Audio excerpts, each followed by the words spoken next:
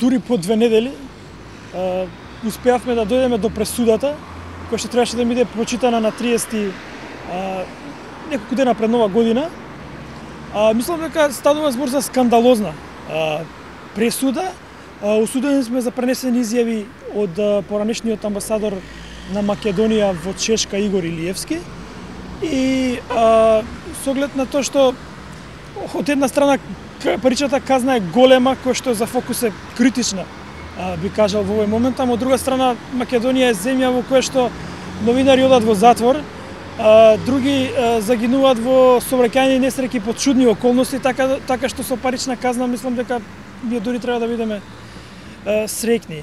Она што сакам да го нагласам е дека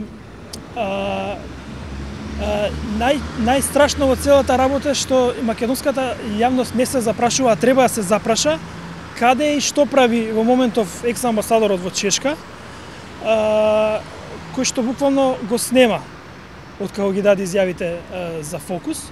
И онака би апелирал до колегите новинари, ако сакаат, да ги следат процесите во кои што владините функционери се тужени, како на пример процесот на граѓани за Европска Македонија против Зоран Ставревски, па да може да оценат какви се аршините на македонското судство. Купната казна за Фокус мислам дека е точно околу 9.000 евра.